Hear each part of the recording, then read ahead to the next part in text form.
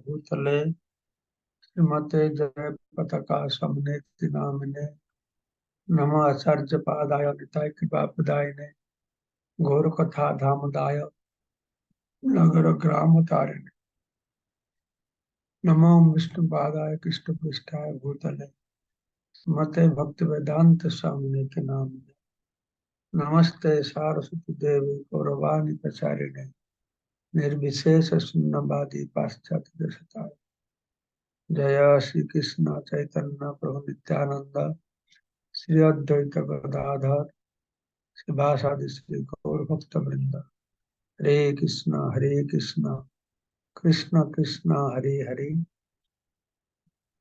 हरे राम राम राम हरे। তো আমরা শুনছিলাম শ্রীমদ্ ভগবত গীতা অষ্টাদশ অধ্যায় অষ্টাদশ অধ্যায়ের 18 নম্বর শ্লোক। আমরা সেদিন দেখেছি যে এই শ্লোকটা একটু টেকনিক্যাল আছে, তো বুঝতে একটু কঠিন হবে, তবু আমরা বুঝতে পারবো, কিছুটা তো বুঝতে পারবো। সেটা আমি আবার পড়ছি। ওম নমো ভগবতে বাসুদেবায়, ওম নমো ভগবতে বাসুদেবায়, ওম নমো ভগবতে বাসুদেবায়।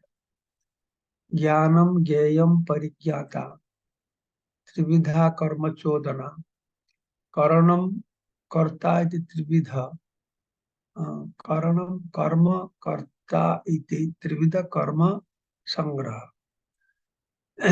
শ্লোকে দিন আমরা শ্রবণ করলাম প্রথম লাইনে বলা আছে জ্ঞান জ্ঞেয় জ্ঞাতা, দ্বিতীয় লাইনে করণম কর্ম কর্তা।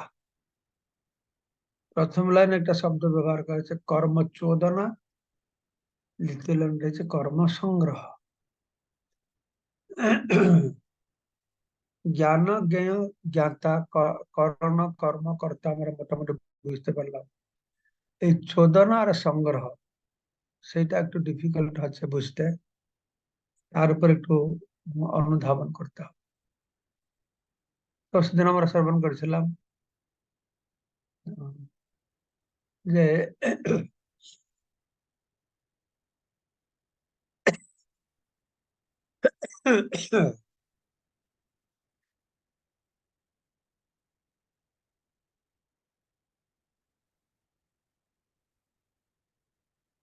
বিশ্বনাথ চক্রবর্তী আমরা শুনছিলাম সেখানে বর্ণনা করা হচ্ছিল যে কিভাবে সাত্বিক ত্যাগের কথা শ্রবণ করলাম। সাত্বিক ত্যাগটা জ্ঞানীদের জন্য বলা আছে, কিন্তু ভক্তরা তারা কর্মযোগকে ত্যাগ করে এই সম্পর্কে একাদশ স্কন্ধের একটি শ্লোক আমরা শ্রবণ করলাম। 11 অধ্যায় 32 নম্বর শ্লোকে আজ্ঞায়ব গুণান দোষান ময়াধিষ্ঠান আপি শোকান ধর্মান সন্তেজ্য যা সর্বম মাম ভজেত সচ্চ সত্যম। সবকিছু পরিত্যাগ করে ভগবান বলছেন আমি যে উপদেশ দিয়েছি, আমি যে নির্দেশ দিয়েছি বেদে, তার ভালো মন্দ বিচার করে সেগুলি পরিত্যাগ করে আমার যে ভজনা করবে সে শ্রেষ্ঠ। এটা আমরা শ্রবণ করলাম। এই কথা শুনে আমরা সব কর্ম পরিত্যাগ করলে হবে না। যখন কেউ সেই উন্নত ভক্তি স্তরে উত্তীর্ণ হয়েছে, যার ফলে সম্পূর্ণরূপে বুঝতে পেরেছে এই কর্মের নিষ্ফলতা, সে ভক্তিতে অর্থ অনুরক্ত হয়ে যাবে, সে পাপ পুণ্য করবে, তার কোনো ভ্রুক্ষেপ থাকবে না। ঠিক আছে, এই কথা আমরা শ্রবণ করেছিলাম। তো ধর্মকে ত্যাগ করবে, ধর্মকে ত্যাগ করে মানে এখানে আমরা শুনলাম ধর্মকে ত্যাগ করে ধর্মের করার ফলকে যে ত্যাগ করবে তা নয়, ধর্ম কর্মকে ত্যাগ করবে। হুম, তো এটাকে বুঝতে হবে। ভাগবত তার বর্ণনাকে বুঝতে হবে কিভাবে না, লোকেরা বিভিন্ন প্রকার বুঝবে না। ভাগবতকে আর কোনো কথা আলোচনা হলে সবাইকে একই রকমের বুঝে, একই কথা বলা আছে, কিন্তু বিভিন্ন লোক বিভিন্ন রকম বুঝে, বিভিন্নভাবে গ্রহণ করে। সেটা নির্ভর করছে তার চেতনার কতটা শুদ্ধিকরণ হয়েছে, সেই অনুসারে সে জিনিসটাকে ধরতে পারছে, কেউ ধরতে পারছে না, ধরলেও বিভিন্ন প্রকারের গ্রহণ করছে ওটা একই জিনিস।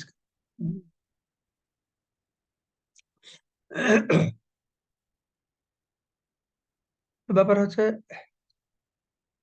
নিষ্কাম কর্ম করে যে যতটুকু চিত্তশুদ্ধি হয়েছে তার মধ্যে ততটুকু আত্মজ্ঞানের বিকাশ ঘটেছে। এটা আগে আমরা শুনেছি যে আত্মজ্ঞানের বিকাশ হয়, আত্মজ্ঞান তো লাভ হয় নিষ্কাম কর্ম থেকে। নিষ্কাম কর্ম হচ্ছে আত্মজ্ঞান লাভের পন্থা। তো নিষ্কাম কর্ম দ্বারা আত্মজ্ঞান কি করে লাভ হয়? না, নিষ্কাম কর্ম দ্বারা চিত্ত শুদ্ধি হয়। সেটা বলা আছে নিষ্কাম কর্ম করে যা যতটুকু চিত্ত শুদ্ধি হয়েছে তার মধ্যে ততটুকু আত্মজ্ঞান প্রকাশিত হয়েছে। হম,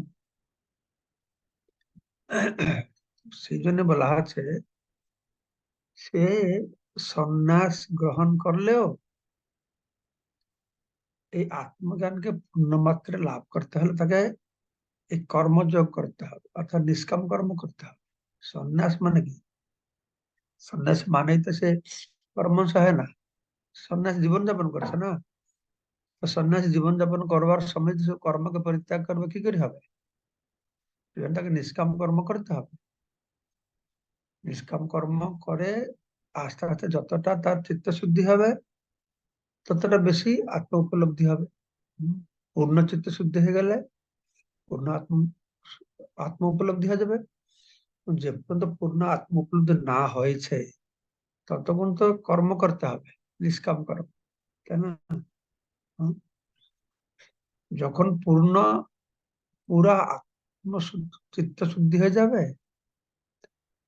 আরো পূর্ণ আত্মজ্ঞান লাভ হয়ে যাবে, হুম, তখন এই দরকার নেই, তখন এই দরকার নেই তার জন্য। তো গীতায় সেটা বলা হয়েছে, আমরা শুনেছিলাম আরুরুক্ষ মনির্যোগম কর্ম কারণম উচ্যতে যোগারূঢ়স্য তস্যৈব সমা কারণম উচ্যতে। তো যে ঋষিরা যোগ সিদ্ধি লাভ করতে চায়, উম, তাদের জন্য কর্ম হচ্ছে কারণ। কর্ম হচ্ছে সেই যোগ সিদ্ধিতে উন্নতি লাভ করবার কারণ। কর্ম, কর্মের মাধ্যমে তারা আস্তে আস্তে উন্নতি লাভ করবে। কিন্তু যারা সে উপরে উঠে গেছে, উপর টপে পৌঁছে গেছে, তখন কি করবে? হুম, তো সেটা হচ্ছে কি, হ্যাঁ, তখন সে কর্মকে বন্ধ করতে হবে। একটা যে কর্মের মাধ্যমে আস্তে আস্তে উপরে উঠবে যোগী, উপরে উঠে যাবে, কর্ম বন্ধ করলে সে জায়গায় থাকতে পারবে, ঠিক আছে, সেই স্তরে থাকতে পারবে। যোগারূঢ় তস্যৈব সমঃ কারণম উচ্যতে। হুম, তো সেক্ষেত্রে গীতায় আর তৃতীয় অধ্যায় 57 শ্লোকে বলা হয়েছে যস্তু আত্মরতির এব স্যাদ আত্মতৃপ্তস্য মানব আত্মন এব চ সন্তুষ্টস্তস্য কার্যম ন বিদ্যতে। যারা আত্মরতি হম, লাভ করেছে, আত্মতৃপ্ত হয়েছে, আত্মসন্তুষ্ট আছে, তাদের জন্য তস্য কার্যম ন বিদ্যতে, তার জন্য কাজ নেই। ঠিক আছে, এই ব্যাপারে আমরা গত শ্লোকে বিক্রীড়িতং ব্রজবধূভি ইদম চ বিষ্ণু শ্লোক শ্রবণ করলাম। ঠিক আছে, তো ব্যাপার হচ্ছে ভক্তি হচ্ছে খুব শ্রেষ্ঠ। হুম, আমার জানি কর্ম জ্ঞান ধ্যান থেকে ভক্তি শ্রেষ্ঠ। ভক্তির একটা শক্তি আছে কি, ভক্তি শুরু থেকেই প্রভাব ফেলে। হুম, সাধারণ ভক্তি থেকে, সাধারণ ভক্তি থেকেই আহ, এই পরম ভক্তি শুরু হয়।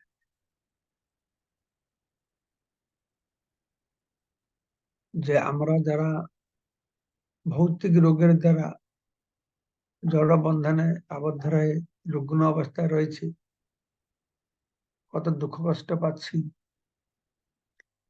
কত কাম, কত অশুদ্ধতা, এইসব ভক্তির শুরু থেকেই এসব বিনাশ হতে হতে শুরু হয়ে যাবে। ভক্তি প্রবেশ করলে কিভাবে প্রবেশ করবে, না কৃষ্ণ কথা কৃষ্ণ নামের মাধ্যমে। ভাগবত দ্বিতীয় স্কন্ধ অষ্টম অধ্যায় পঞ্চম শ্লোকে বলা আছে, প্রবিষ্ট কর্ণরঞ্জন স্বানুভব সরূপ স্বানম ভাব ধুনতি সমলম কৃষ্ণ সলিলস্য যথাসর।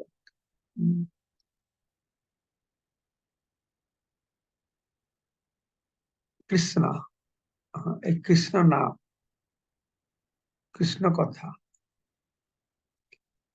যখন প্রবিষ্ট কর্ণরন্ধ্র, কর্ণরন্ধ্র দিয়ে হৃদয়ে প্রবেশ করছে,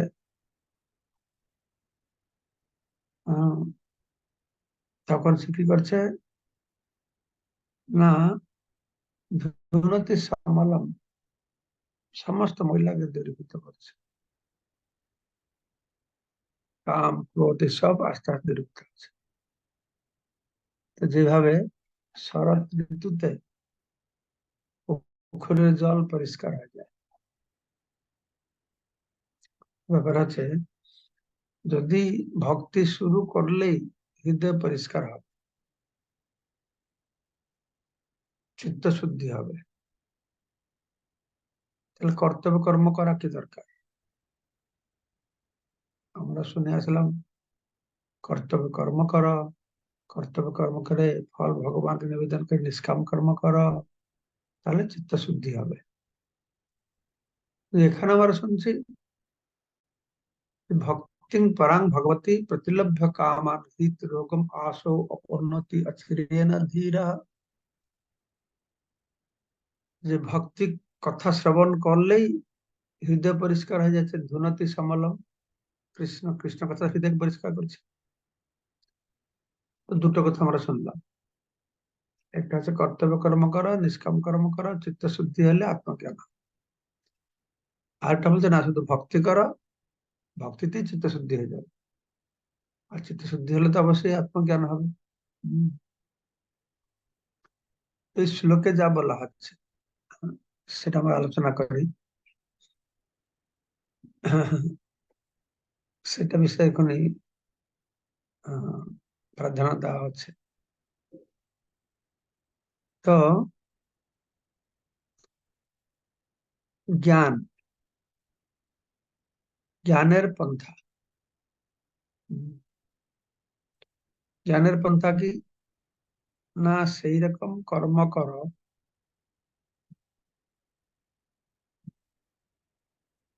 যে আমি দেহ নই, দেহাত্ম বুদ্ধি থেকে ঊর্ধ্বে থেকে কর্ম করো, দেহাত্ম বুদ্ধি থেকে ঊর্ধ্বে থেকে কর্ম করো। তো এখানে বলা হলো জ্ঞানম,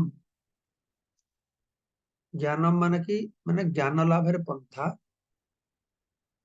কোন জ্ঞান লাভের পন্থা, মানে আত্মা হচ্ছে শরীর থেকে ভিন্ন, এটা বলা হলো জ্ঞান।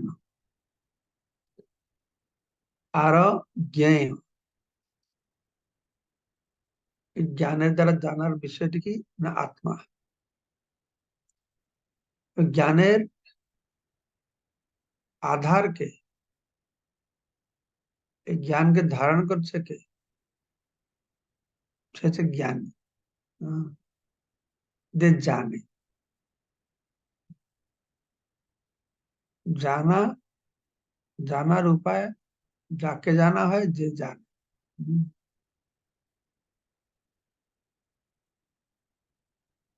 কিন্তু এই জ্ঞান জ্ঞেয় জ্ঞাতা এইটুকু হলে সব তো হবে না, হয়ে যাবে? সে জানে, তার পন্থা জানে, জ্ঞান আছে, কিন্তু সেটা যেন কর্মে পরিণত না হবে, তাহলে কি করে হবে? হুম?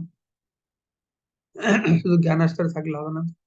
পরে আমরা শুনবো, আমি জানি একটা সুন্দর বড় কোম্পানি খুলতে হবে, আমি সব জানি, আমার মাথার তো সব আইডিয়া আছে। আইডিয়া থাকলে হবে?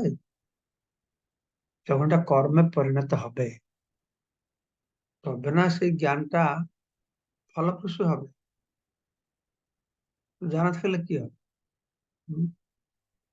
তো এটা সন্ন্যাসীদেরকে বুঝতে হবে, শুধু জ্ঞান জ্ঞাতা হইতে রাখলে হবে না, সেটাকে কর্মে পরিণত করতে হবে। প্রথম লাইনে বলা হলো কর্মচোদনা, এটা কর্মের নীতি বিধি নিয়ম। হুম?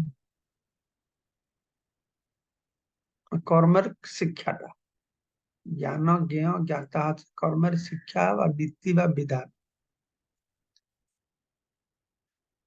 তো প্রথম লাইনে যে বলা হলো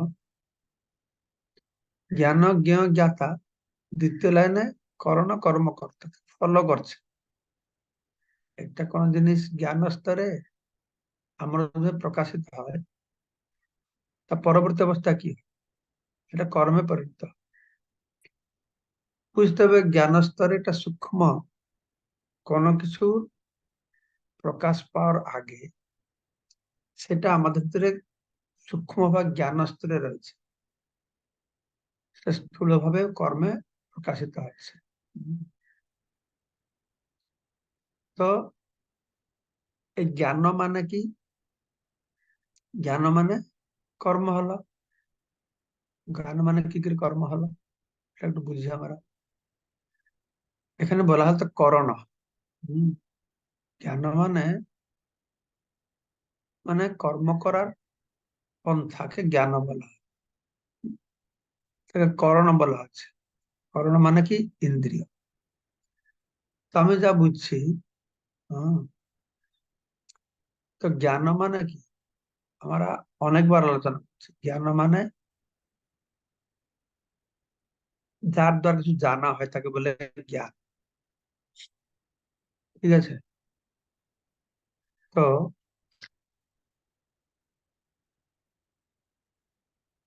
হ্যাঁ, আমরা ইন্দ্রিয়ের দ্বারাও জানছি। হম? ইন্দ্রিয়ের দ্বারাও তো আমরা জানছি, তো সেটাকে বলা আছে করণ। হম? তো জ্ঞানটা হচ্ছে কর্ম করার পন্থা। হম?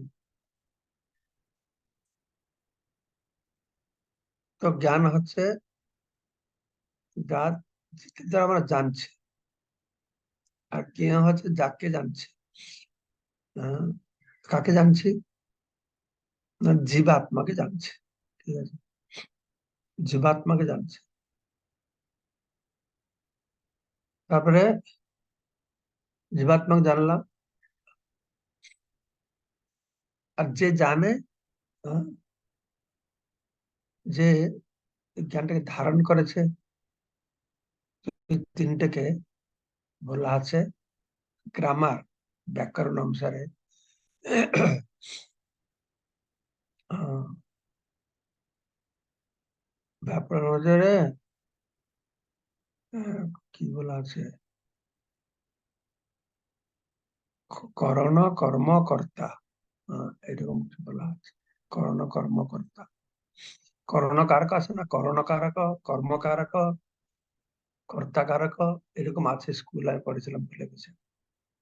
হুম। তো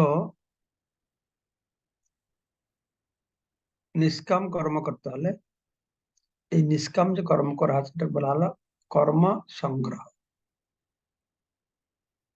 প্রথম লাইনটা হলো জ্ঞান, দ্বিতীয় লাইনটা হলো কর্ম,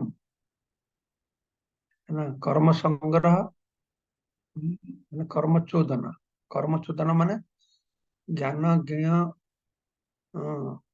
জ্ঞানতার, এটা যে কর্ম প্রেরণা, সূক্ষ্ম স্তরের কর্ম চলছে, ঠিক আছে। আর করণ কর্মকর্তা, এটা প্রকাশ, স্থূল স্তরে কর্ম হচ্ছে। কর্মচোদন বলা আছে যে কর্মচোদনার কর্ম সংগ্রহটা হচ্ছে কর্মচোদনার এক্সপ্লানেশন, বর্ণনা।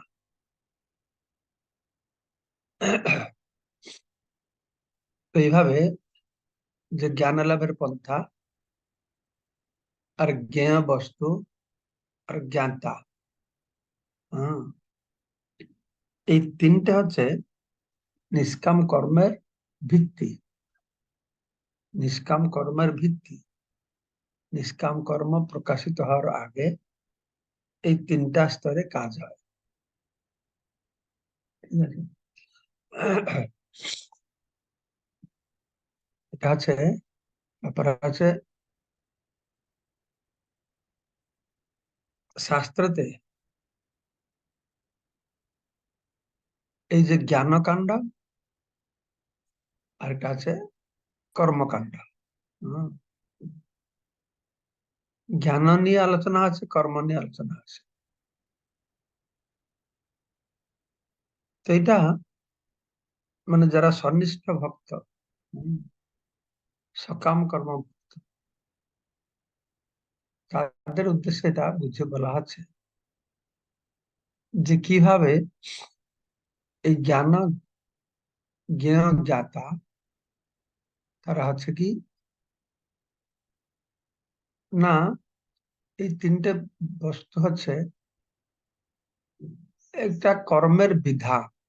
হুম, জ্যোতিষতম যজ্ঞ যেরকম করা আছে, তার একটা কর্তা আছে, একটা জ্ঞাতা আছে, একটা জ্ঞান আছে, হুম, জ্ঞেয় আছে। চোদন শব্দ বর্ণনা করে বলা হচ্ছে, চোদন মানে চোদনা, উপদেশ, বিধি, এ, চোদনা, ঠিক আছে। একই অর্থ, চোদনা মানে উপদেশ, বিধি, বিধান, হ্যাঁ। তো সেই কথাই বর্ণনা করা আছে, যেটাকে আমি বলছিলাম যে করণ কর্ম করণকারক, করণকারক, কর্ম কারক, কর্তাকারক। এই জ্ঞান হচ্ছে, এভাবে বলা হলো যে কোনো কিছু কর্ম করতে হলে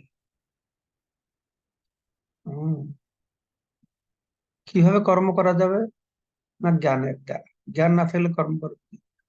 হুম, তো সেই জন্য এখানে বলা হলো যাই যে কর্ম করা আছে, হ্যাঁ, সেটা যে করণ, আর যা যা জানা হবে সেটা জ্ঞান। যে জানবে সেটা হচ্ছে জ্ঞানটা।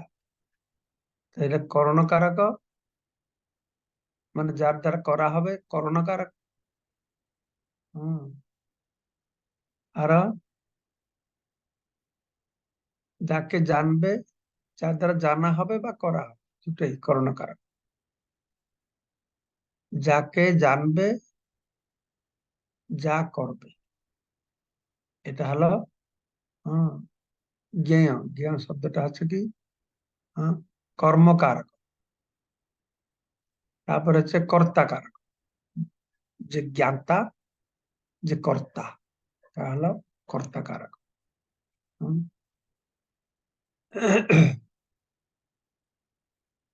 ঠিক আছে, মোটামুটি এরকম একটা বর্ণনা করা আছে। তাহলে ভক্তিবিনোদ ঠাকুরও বলছেন উম, করণ কর্ম কর্তা সম্পর্কে যে তিন প্রকারের। হুম, এই তিনটাকে কর্ম, করণ কর্ম কর্তাকে বলা আছে কর্ম সংগ্রহ। যে কোনো কর্ম একটা কেউ করে, তার দুটো স্তর আছে, মোটামুটি একে বুঝা ভালো কিছু। এটা চোদনা স্তর, কর্ম চোদন, কর্ম সংগ্রহ। কর্ম চোদনটা হচ্ছে কি প্রেরণা, প্ল্যানিং, প্রোগ্রাম। সেটা যে জ্ঞান, জ্ঞেয়, জ্ঞাতা। আর যখন আরেকটি স্তর হচ্ছে কি কর্ম সংগ্রহ, যেখানে করণ, কর্ম, কর্তা, কাজ হচ্ছে। আমি এইভাবে বুঝেছি এটা। হ্যাঁ। তো চোদন স্তরের পরবর্তী স্তরটা হচ্ছে সংগ্রহ। চোদনটা হচ্ছে জ্ঞান, জ্ঞেয়, জ্ঞাতার মাধ্যমে। আর সেই জিনিসটা হচ্ছে কি কর্ম সংগ্রহ হচ্ছে করণ, কর্মকর্তার মাধ্যমে। মানে চোদন স্তরে কর্মটা আছে তার সূক্ষ্ম রূপে। হম এই কর্ম প্রেরণাটা সূক্ষ্ম রূপে রয়েছে, কর্মটা সূক্ষ্ম রূপে রয়েছে কর্ম প্রেরণার মাধ্যমে, তাই না? আর সেইটা কি করছে না মনে মধ্যে যেটা রয়েছে সেটা স্থূল রূপে বাহিরে প্রকাশ পাচ্ছে। তো আমি একটা বড় ফ্যাক্টরি করবো, কোম্পানি করব। কোম্পানিটা হওয়ার পূর্বে কোথায় ছিল? আমার মাথায় ছিল নাকি? পুরো পরিকল্পনা ছিল? তো সেটা হচ্ছে চোদনা। এখন প্রকাশিত হলো স্থূল ভাবে, এটা কর্মসংগ্রহ। ঠিক আছে? তো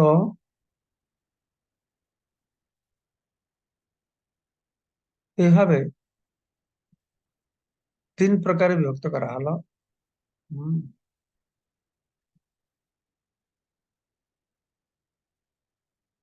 ওই তিনটে জিনিস পরে, তিনটে জিনিস আগে। আগে হচ্ছে জ্ঞান, জ্ঞেয়, জ্ঞাতা সূক্ষ্ম স্তরে। আর পরে হলো কি স্থূল স্তরে, এটা হচ্ছে করণ, কর্ম আর কর্তা। ঠিক।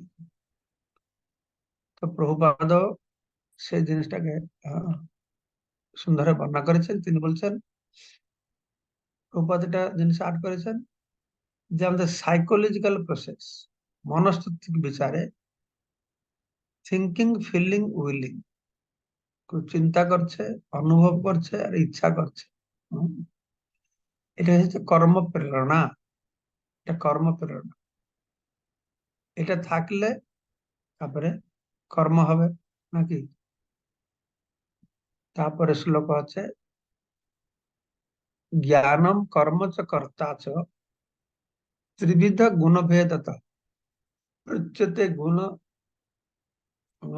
গুণ সংখ্যানে যথার্থ শুনু তাহানি অপি। তো কালকে আমরা শ্রবণ করব তিনটে গুণ অনুসারে তিন প্রকারের জ্ঞান, তিন প্রকারের কর্ম, তিন প্রকারের কর্তা। ঠিক আছে?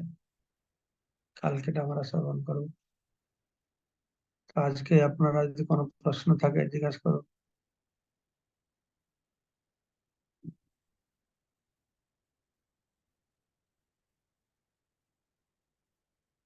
কোনো প্রশ্ন নেই? হাত দেখতে পাচ্ছেন আবার? সব বুঝতে পেরেছে বলে প্রশ্ন নেই, না কিছু বুঝলো না বলে প্রশ্ন নেই?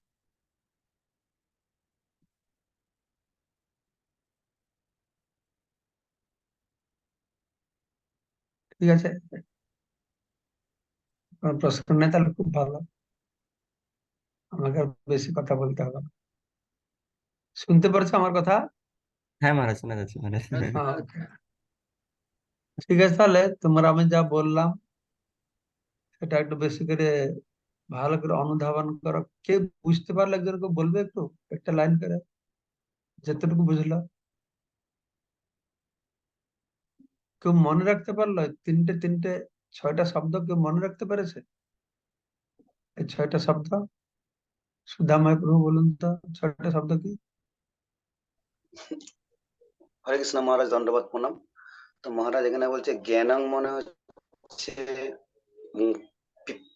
প্রেরণাটা কর্মের, আর জ্ঞেয়ং হচ্ছে জ্ঞানের বিষয়বস্তু, আর পরিজ্ঞাতাটা হচ্ছে মানে যিনি জানেন, আর করণংটা হচ্ছে ইন্দ্রিয় সমূহ, আর কর্ম হচ্ছে কর্ম হচ্ছে কর্মের মানে যা দিয়ে কর্ম করা হয়, আর না না কর্ম হচ্ছে কর্তা হচ্ছে কার্যটা, কাজ দিয়ে কর্ম করা হয়। কর্মটা হচ্ছে কর্ম, হ্যাঁ কার্য। কার্যটা, আর কর্তা হচ্ছে যে করে। আর কর্ম চোদনা বলতে কর্ম মানে যেটা হচ্ছে সূক্ষ্ম অবস্থায়, যেটা হচ্ছে যে অন্তরে ভিতরে হয়, যেটা সূক্ষ্ম অবস্থায় থাকে। আর কর্ম সংগ্রহ বলতে আহ, এটা বোঝাচ্ছে যে যেটা হচ্ছে যে স্থূল অবস্থায় বাইরে প্রকাশিত হয়। এইটুকু বুঝতে পারছি মহারাজ। ঠিক আছে, আমিও এইটুকু জানি, এর উপর আর কিছু থাকতে পারে হয়তো, পরে যদি ভগবান আমাদেরকে হৃদয়ে প্রকাশ করবে আমরা বুঝতে পারবো। ততক্ষণ আমরা এইটাই জানি। হ্যাঁ, 6টা শব্দ অ্যাটলিস্ট সবাই মুখস্থ করো।